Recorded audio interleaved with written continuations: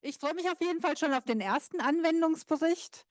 Der kommt von der DLR, vom Christian Willer, der jetzt noch verkabelt wird. Von dem habe ich gestern schon mal einen Korb gekriegt. Einen kleinen, aber dafür wird er uns umso interessanter erzählen, was er denn da so tut. Sicher auch ein ganz anderer Bereich, wie das, was wir eben gehört haben, dieses typische Maschinenbauthema. Also ich freue mich auf die nächsten 20 Minuten. Ja, jetzt muss noch die Folie. Folie? Ja, also genau, Podiumsdiskussion. Die müssen wir da weg. Ich komme schon, bin sofort. Ich mache dann auch wieder Plus. Ja.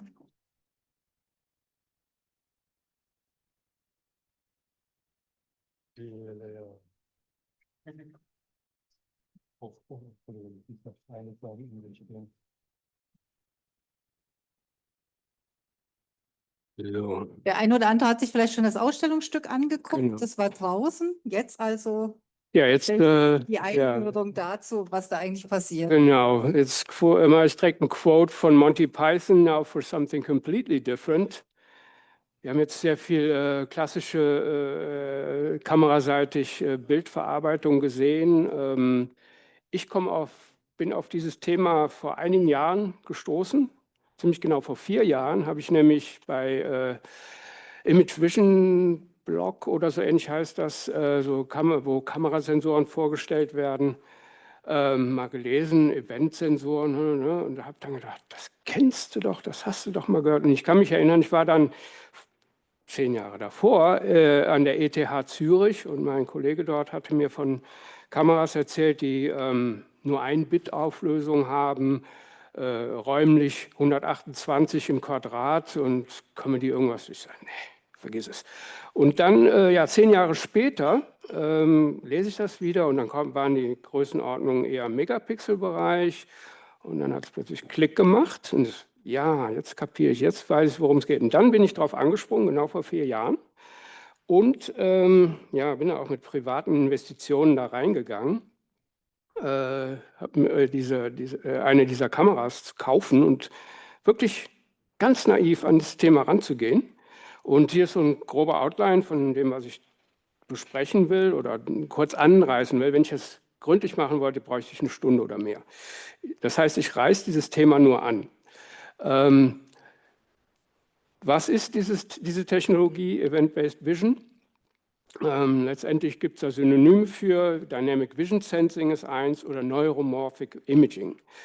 Oder ganz weit zurück noch in den 90ern wurde das Thema Silicon Retina genannt. Das heißt, die Technologie basiert auf dem Auge letztendlich. Was macht die Retina? Die Retina detektiert nichts anderes als Kontrastunterschiede oder Intensitätsunterschiede. Diese Technologie wurde dann eben übertragen. Wie kann man das realisieren? Auf Siliziumbasis oder auf Sensorik. Und fand dann so 2010, gab es so die ersten halbwegs portablen, funktionierenden Kameras, gab mehrere Anbieter und das hat dann bis 2020 richtig zugenommen, als Prophecy eingestiegen ist und hat dieses sehr promoted zusammen mit Sony den Sensor entwickelt, der jetzt in den Kameras verbaut ist. Und es gibt eine Reihe von Anwendungen. Ich kann die jetzt nicht alle im Detail besprechen. Ich habe sie jetzt nur umrissen hier. Geht von autonomen Trecken, autonomer Navigation oder UAV-Kontrolle, 3D-Sensing. Also es gibt sehr, sehr breites Anwendungsbereich. Wenn man dann anfängt zu suchen, findet man immer mehr Anwendungen.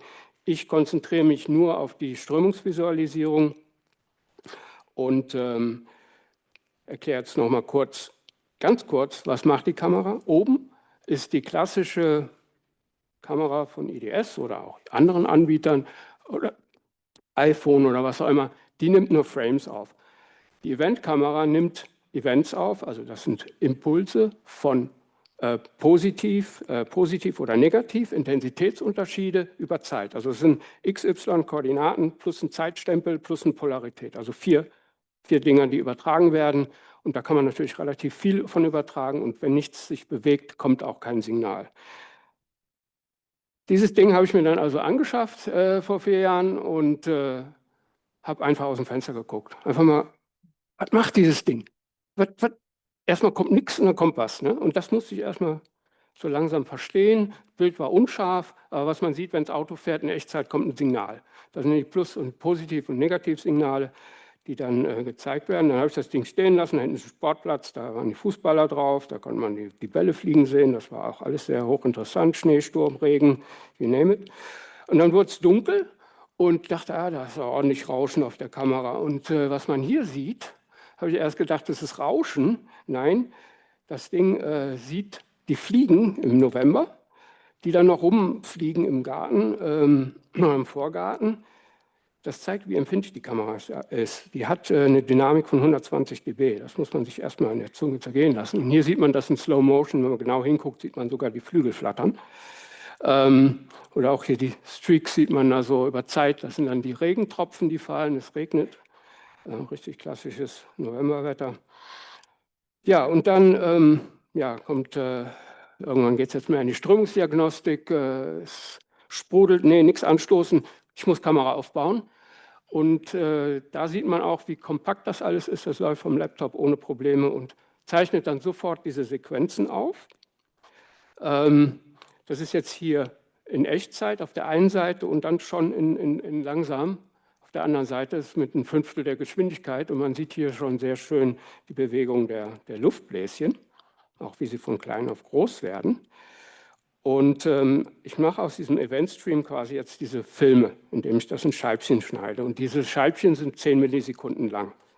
Da kann man natürlich beliebig viel mit arbeiten. Jetzt sind die Scheibchen hier in dem einen Fall 50 Millisekunden und hier sind es 100 Millisekunden. Und die sind jetzt sehr interessant, diese Scheibchen, weil wenn man jetzt reingeht und sich die genauer anguckt, hat man hier farbkodiert die Zeit und eine Position letztendlich. Und wenn ich das jetzt projiziere, habe ich hier auf der einen Seite Position, auf der anderen Seite Zeit und Position über Zeit, erste Näherung, Geschwindigkeit. Das heißt, ich habe sofort diese Information der Partikel oder der Bläschengeschwindigkeit. Also das ist letztendlich ein Zeroth Order Velocity Messung dieser Luftbläschen. Gut, ich bin aber in der klassischen Strömungsmechanik sehr viel unterwegs. Ich wollte sehen, funktioniert das denn auch in Luft? Und hier haben wir, da habe ich einen 5-Watt-Laser, also nicht besonders kräftig, belichte das, mache einen Laserlichtschnitt, habe die Strömung, ist so ein Strömungsfall, wo die Strömung in einem Zylinder geht, das löst dann ab. Und hier habe ich quasi im Makro reingeguckt und sehe 1 Mikrometer kleine Teilchen mit einem 5-Watt-Laser. Das ist für uns in der Strömungsmechanik ein ziemliches Ding. Da sieht man schon sehr schön, wie sich alles bewegt, aber wie man dann die Geschwindigkeit bekommt, das war die nächste Hürde. Da hatte ich echt noch bestimmt 2 Monate dran rumgekaut, bis ich das dann Ergebnisbild wieder oben da zustande gebracht habe und das dann veröffentlichen konnte. Das ist dann immer weitergegangen und jetzt haben wir das so weit getrieben, das steht auch vorne, man kann das sehen, dass die Daten, die Eventdaten, die rauskommen, quasi Echtzeit, in diesem Fall 5 Kilohertz effektive Framerate Daten liefert. Vergleich dazu, eine Kamera, die 1 Megapixel bei 5 Kilohertz produziert, kostet Größenordnung 100.000 Euro. Das habe ich bei uns, haben wir im Labor stehen. Diese Kamera kostet jetzt Größenordnung 1.000 Euro oder so. Ne? Und das ist also ein Enabler, was die Forschung angeht oder die Labore. Gut, das ist jetzt hier ein verschiedene Anwendungsfälle. Ich gehe jetzt in die 3D-Geschichten rein. Ich habe hier in dem einen Fall eine wandnahe Grenzschicht mir angeguckt, nur ein Quadratzentimeter, um halt Turbulenz anzugucken. Und da ist das deswegen interessant, weil ich kann ganz lange Zeit reinfallen. Die Datenraten sind so, dass ich die direkt auf die Platte streamen kann und hinterher auswerten kann. Größenordnung Minuten. Das heißt, in der Turbulenzforschung gibt es Extreme, die ganz selten auftreten, ist wie in einem Wetter. Die kann ich jetzt hiermit erfassen und analysieren und kriege sehr gute Langzeitstatistiken. In diesem Fall hier haben wir Seifenbläschen, ganz kleine, so einen halben Mikrometer. Und ich habe 4 Kameras parallel laufen. Die laufen hier. Und da sieht man die Bläschen erstmal so und dann oben die Kameras, die hängen an der Decke und trecken. Und was vorne im Foyer steht, ist auch hier ganz rechts abgebildet. Gut, wie realisiere ich das jetzt hier? Das ist das Schöne bei den Kameras, die lassen sich sehr gut synchronisieren. Ich habe hier über einen kleinen Mikrocontroller, einen Teensy, habe ich hier so eine Master Clock, die 1 MHz an alle Kameras liefert. Das heißt, die laufen wirklich taktgenau. Dann habe ich ein Referenzsignal, um die halt gegebenenfalls, wenn die Sequenzen nicht stimmen, nochmal so ein Referenzmarker drin. Und ganz schön ist dieses Inhibit-Signal, dass man den Stream einfach anhält. Man kann einfach sagen, stopp. Das ist das ganz oben, das TRDSDN. Das kriege ich jetzt keinen Cursor hier drauf, oder? Das, ja, also das kann man nicht schlecht sehen, aber damit kann ich die Signale anhalten und dann nach Belieben dann auch wieder starten. Das zeigt jetzt mal, wo wir hin müssen. Das Auge hat kein Problem, das da zu verfolgen, die Partikelbilder. Ne? Und das ist nämlich bei uns die Problematik mit dem KI. Diese Sachen, die hier laufen, da sieht das Auge einmal, na, jetzt will nicht loslaufen. Der will nicht mehr laufen. Zu viele Filmchen. Ja, der lief gerade. Und das war nämlich sehr schön, weil man sagt, dass entweder sieht das Auge die Strömung so laufen oder so laufen, weil die laufen gleichzeitig. Und das ist auch die große Herausforderung, wenn man das auswerten will. Also die Algorithmen müssen beides können. Also müssen einen Schritt weiter gehen. Das Auge schafft es schon nicht mehr, diese Partikel zu verfolgen. Aber der will leider nicht mehr. Zu viel Information. Egal, naja, schade. Gut, jedenfalls kann man, die Kalibrierung ist ja auch erforderlich, 3D-Kalibrierung, da habe ich mir ganz einfach ein aktives Target auf Basis eines LCDs, eines Laptops letztendlich gemacht, wo mir dann Punkte angezeigt werden. Das lässt sich sehr leicht algorithmisch umsetzen nach Bedarf und dann die Kamerapositionen rauszubekommen und auf Basis dessen ich dann quasi die verschiedenen Richtungen bekomme und dann kann ich in die Fotogrammetrie gehen und die Partikelbahnen in 3D rekonstruieren. Gut, jetzt komme ich zu meinem letzten Anwendungsfall letztendlich, wo wir dran arbeiten zurzeit, ist die Sachen in Echtzeit zu verarbeiten. Wir haben einen Eventstream, bisher habe ich, was ich euch gezeigt habe, war offline. Das heißt, ich nehme auf, was weiß ich, eine Minute an Daten, ein Gigabyte oder so, und dann schiebe ich das hinterher durch die Auswertung, läuft dann manchmal einen Tag. Aber wir wollen das in Echtzeit haben. Und da haben wir jetzt am Frontend natürlich die Kamera, die bis zu 150 Megabyte pro Sekunde liefert. Da habe ich dann eine Engine, die da mir diese sogenannten Pseudo-Frames macht. Und dann parallel, diese große grüne Box ist letztendlich der Auswertebubble, wo dann wenn es frei ist, das Signal übernimmt oder die Doppelbilder übernimmt, dann auswertet in Echtzeit und dann quasi ja, Daten produziert für die Weiterverarbeitung. Das habe ich jetzt mal hier kurz skizziert. Ganz einfacher Tischaufbau bei mir zu Hause, wie das eben so ist, wenn man dann abends wirklich anfängt zu arbeiten. Kleiner Laser, der Controller und dann die Kamera, alles sehr überschaubare Komponenten. Und dann kriegt man verschiedene Datendichten hin. Hier sind es auf dem einen Fall sind es 25 Millionen Mega-Events pro Sekunde oder Millionen Events pro Sekunde. Hört sich viel an, aber wenn man es auf die Mikrosekunde bezieht, sind es 25 Events pro Mikrosekunde ist eigentlich, oder 25.000 pro Millisekunde. Das ist jetzt dreimal dichter mit 75 Millionen Events pro Sekunde. Man kann es treiben bis 100 Millionen Events pro Sekunde. Und was dann passiert ist, dass der Sensor abregelt. Der kann dann nicht mehr. Und das ist dann auch leider in Anführungsstrichen eine kleine Hürde, was die Datendichte am Ende angeht. Hier ist ein kleines Video, das müsste hoffentlich laufen. Da steht eine 1, das steht für 1% Laserleistung, also quasi nichts, weil die Kamera ist so empfindlich. Hier sind jetzt in Echtzeit die Daten, die reinlaufen. Das ist jetzt die Auswertung, wo jetzt nur ein Teil gezeigt wird. Interessanterweise, das Rendering frisst mehr Ressourcen als die Auswertung. Also das bremst richtig aus. Das heißt, ich zeige nur jedes 100. Bild oder noch weniger. Und hier komme ich jetzt schon auf Größenordnung 200 Bildpaare oder 200 Felder pro Sekunde. Das ist für uns auf Standard-PC-Hardware erstmal für die Datendichte bisher nicht erreichbar, nur über GPUs oder viel Aufwand. Das ist also quasi ein Enabler. Warum das Ganze? Das ist jetzt hier gezeigt. Wir gehen in Richtung neuronale Netze. Das heißt, wir nutzen die Eventkamera das ist ein Freistrahl, so ähnlich wie wir draußen auch stehen haben, wo wir im vorderen Bereich Trainingsdaten reinnehmen, um den State-Status zu erfassen, dann also ein Reward, also Antwort letztendlich auf der anderen Seite rein und haben einen Aktuator, der sind so kleine Strahlen, die dann von außen einwirken auf den Jet. Damit trainieren wir das Netz.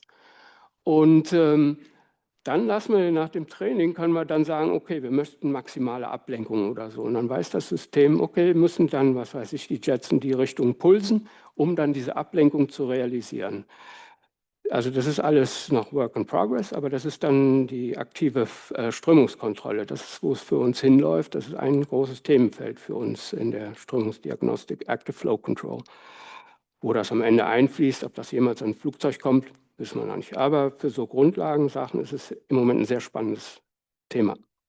So, ich möchte jetzt kurz zusammenfassen. Also aktuell mit 10 Kilohertz hat man quasi eine Highspeed-Kamera mit einer sehr geringen Latenz von, also die 100 Mikrosekunden ist so im Moment noch das Bottleneck. Einen sehr hohen Dynamikbereich, das heißt 120 dB, heißt wir können auch mit der Laserleistung oder der Dichtleistung, die wir reinpumpen müssen, um ein Signal zu bekommen, deutlich runtergehen.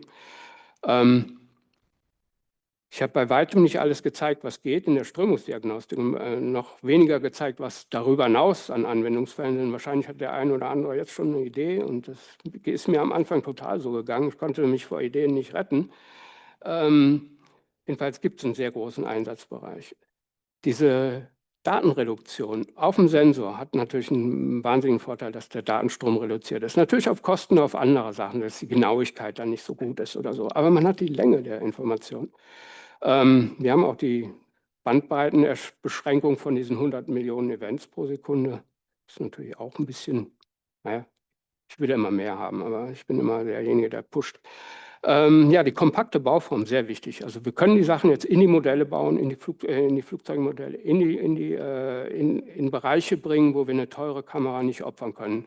Wenn jetzt irgendwas schief geht und die Kamera abfackelt, ist es nicht so schlimm, als wenn jetzt eine 100.000 Euro Kamera kaputt geht. Also man kann Risiken jetzt deutlich mehr eingehen und auch so diese In-Flight-Diagnostik vorantreiben.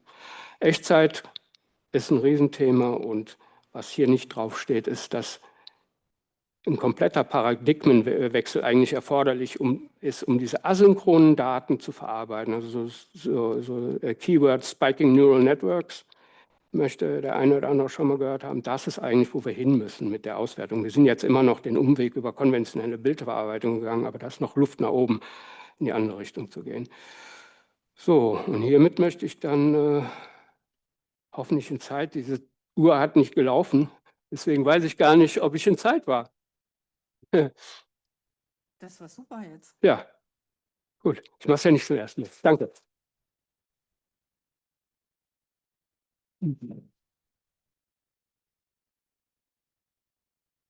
Ich weiß nicht, vielleicht gibt es ein oder zwei Fragen aus dem Publikum zu dem Thema.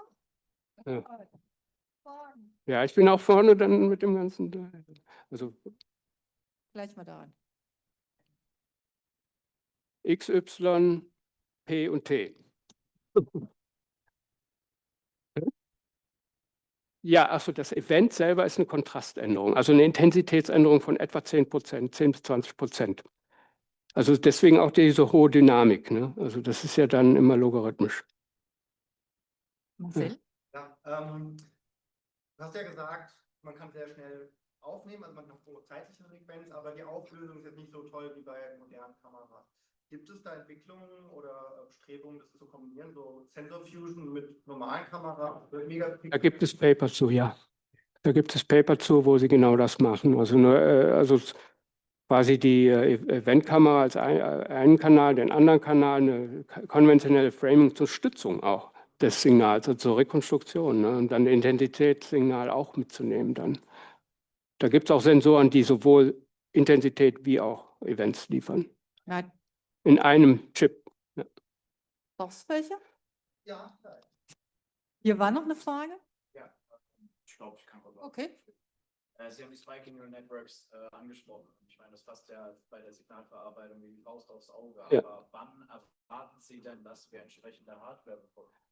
Ich weiß es nicht. Also ich bin auch, ich müsste mich mehr mit den Leuten in Zürich auseinandersetzen, die das richtig vorantreiben. Da Tobi Delbrück und Konsorten und Skaramuzza, die sind da sehr aktiv. Und es ist eine Community, die wächst.